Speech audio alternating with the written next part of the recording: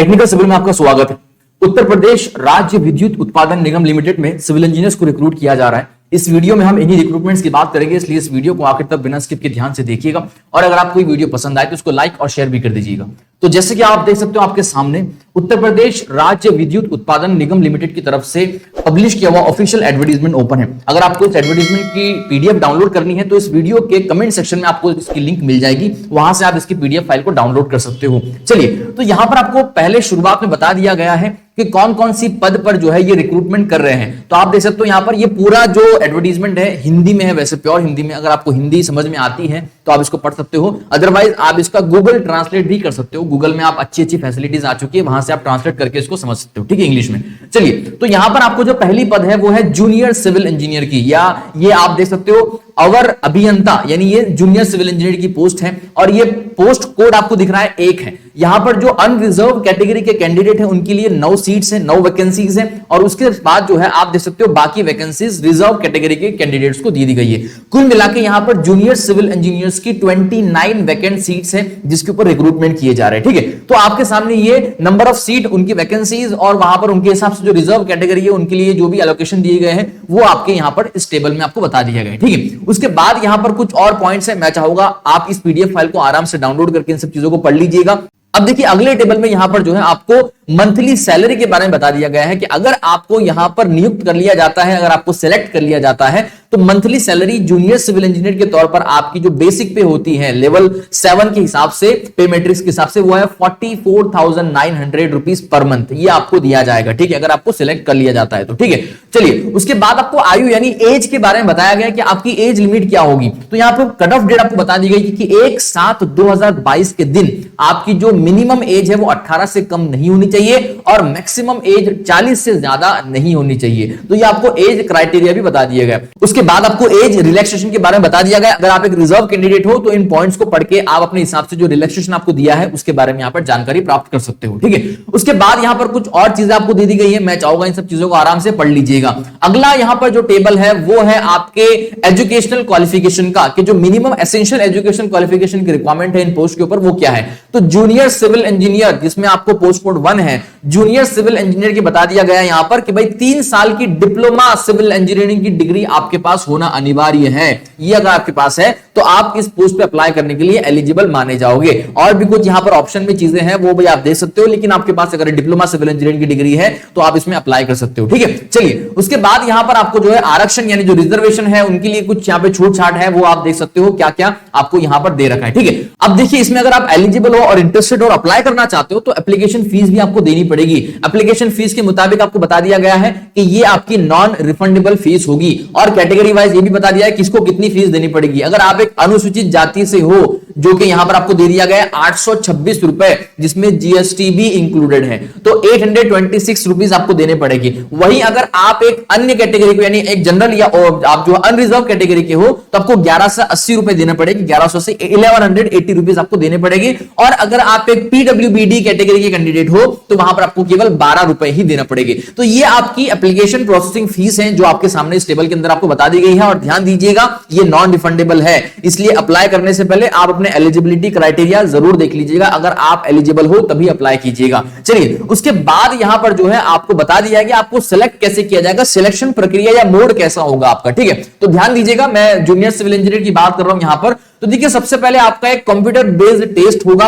उस टेस्ट का ये जो टेस्ट होगा आपको वो 3 घंटे का टेस्ट होगा। इस टेस्ट के अंदर आपके जो भी मार्क्स होंगे उस मार्क्स के आधार पर आपका एक मेरिट लिस्ट बनाया जाएगा और उस मेरिट लिस्ट को जो है इनकी वेबसाइट पर पब्लिश कर दिया जाएगा। मेरिट लिस्ट के आधार पर ही आपका सिलेक्शन होगा और सिलेक्शन के बाद आपको डॉक्यूमेंट वेरिफिकेशन के लिए बुला लिया जाएगा। उसके बाद जैसे ये कंप्लीट होता है उसके बाद आपको जो फाइनली सिलेक्ट कर लिया जाएगा इन पदों पर, ठीक है। तो ये था आपका कंप्लीट सिलेक्शन प्रोसेस, ठीक है। अब देखिए यहां पर आपको जो आपका पेपर होगा सीबीटी, उसके अंदर आपके 2 भाग होंगे। पेपर के अंदर पार्ट 1 होगा, पार्ट 2 होगा। पार्ट 1 आपका टेक्निकल भाग होगा, यानी उसके अंदर टेक्निकल आपके सब्जेक्ट के जो सवाल होंगे सिविल इंजीनियरिंग के वो होंगे, और दूसरा जो पार्ट होगा उसमें आपका रीजनिंग, एप्टीट्यूड वगैरह यानी नॉन टेक्निकल क्वेश्चंस उसमें होंगे, ठीक है। और इसमें एक और बात का आपको ध्यान देना है कि अगर आप गलत जवाब देते हो तो उस गलत जवाब का आपका जो है 1/4 मार्क्स कट कर दिया जाएगा, यानी आपके 0.25 मार्क्स कट किए जाएंगे। ये नेगेटिव मार्किंग कहते हैं इसको, ठीक है। तो इसका आपको ध्यान देना है। बाकी आपकी चयन प्रक्रिया कैसी होगी तो मैंने आपको बता दिया है कि आपका कंप्यूटर बेस्ड जो टेस्ट होगा उस टेस्ट के अंदर आपके जो भी मार्क्स होंगे उस मार्क्स के आधार पर आपको जो है शॉर्टलिस्ट किया जाएगा, आपकी एक मेरिट लिस्ट बनेगी,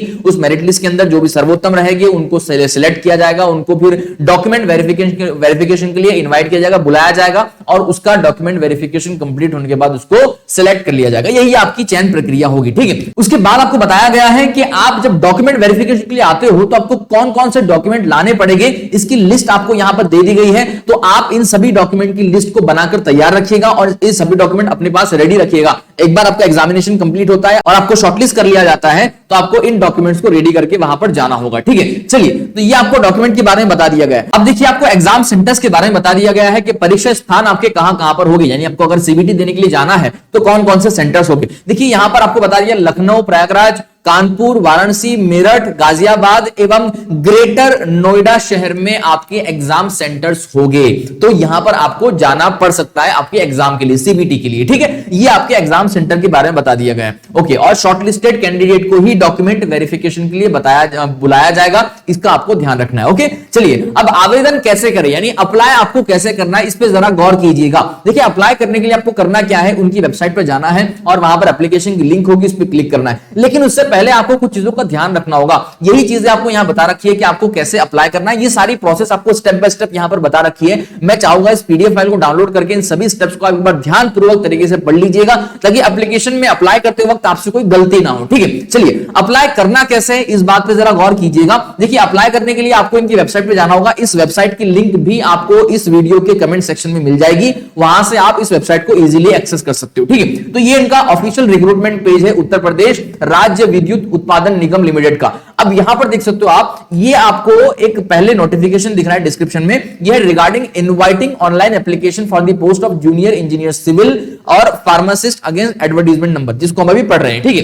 तो देखिए, यहां पर उसके ऊपर जो है आगे आपको एक एप्लीकेशन का लिंक आ जाएगा। जैसे एग्जांपल के तौर पर मैं आपको बता दूं, ये click here to apply online recruitment for the post of technician grade. तो ये जैसे कि पिछला एक उनका रिक्रूटमेंट चल रहा था उसका एक लिंक है, उसी तरह से एक और आपको यहां पर लिंक मिलेगा जो आपको बताएगा कि भाई क्लिक हियर टू अप्लाई, तो आपको उस पर अप्लाई करना है। लेकिन ये एप्लीकेशन कब से शुरू हो रहे हैं, ये इस पे जरा ध्यान दीजिएगा। अभी एप्लीकेशन शुरू नहीं हुए हैं, ठीक है। आपको यहां पर डेट बता रखी है, मैं आपको आगे बताता हूं डेट कौन सी बता रखी है आपको। देखिए, ये जो है यहां पर आपको बताया है कि ऑनलाइन आवेदन पत्र आरंभ करने की तिथि, यानी कब से ऑनलाइन सबमिशन शुरू हो रहे हैं। तो आप यहां पर डेट दे सकते हो, उसको नोट कर लीजिएगा।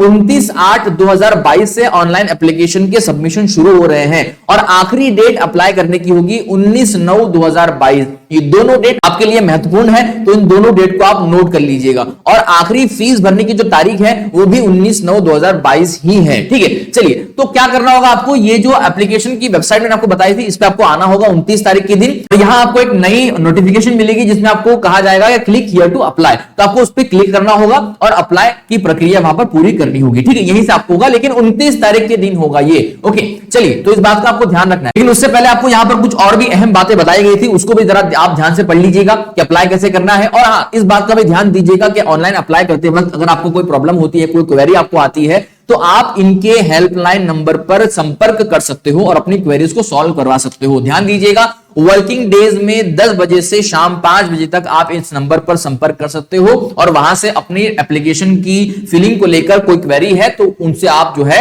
वहां पर उसको सॉल्व कर सकते हो, ठीक है। इस बात का आपको ध्यान देना है। और फीस भी आपको ऑनलाइन ही पे करनी होगी। जब आप अपनी एप्लीकेशन को कंप्लीटली सबमिट कर दोगे उसके बाद एप्लीकेशन की फीस पे करने का ऑप्शन दिया जाएगा, वहां से आपको पर्टिकुलर मेथड को सिलेक्ट करके फीस को पे करना होगा, ठीक है। ये ऑनलाइन एप्लीकेशन फीस पे करने का आपको मेथड यहां बता दिए गए हैं। उसके बाद आपको यहां बताया गया कि प्रवेश पत्र यानी एडमिट कार्ड आपको डाउनलोड करना है और एडमिट कार्ड भी आपको साथ में सेंटर पर ले जाना होगा, तभी आपको एग्जाम सेंटर में एंट्री मिलेगी, ठीक है। तो एडमिट कार्ड आपको डाउनलोड करना बहुत जरूरी है और ये कोई आपको पोस्ट से आपके घर नहीं भेजा जाएगा, आपको उसी वेबसाइट पर जाना है और वहीं से आपको एडमिट कार्ड भी डाउनलोड करना है, ठीक है। तो ये था। उसके बाद यहां पर और भी कुछ अन्य इंफॉर्मेशन आपको दे रखी है, अदर इंफॉर्मेशन, उसको आप यहां से आराम से पढ़ लीजिएगा और इसी के मुताबिक अप्लाई कीजिएगा। चलिए, तो उम्मीद है आपको ये अपडेट समझ में आ गई होगी, आपको कैसे अप्लाई करना है। और क्योंकि ये हिंदी में है प्योर पूरी एप्लीकेशन, तो आप गूगल ट्रांसलेट का इस्तेमाल करके इसको ट्रांसलेट करके इंग्लिश में भी समझ सकते हो, पढ़ सकते हो, ठीक है। तो ये था उत्तर प्रदेश राज्य विद्युत उत्पादन निगम लिमिटेड की तरफ से डिप्लोमा सिविल इंजीनियर्स के लिए और खासकर फ्रेशर्स के लिए बेहद ही बेहतरीन अपडेट और एक बहुत अच्छी अपॉर्चुनिटी। इसी तरह से और भी ढेर सारी अपडेट्स हम आप तक लेकर आते रहेंगे, इसलिए आप हमारे YouTube चैनल के साथ बने रहिएगा। मिलते हैं अगले वीडियो में, धन्यवाद।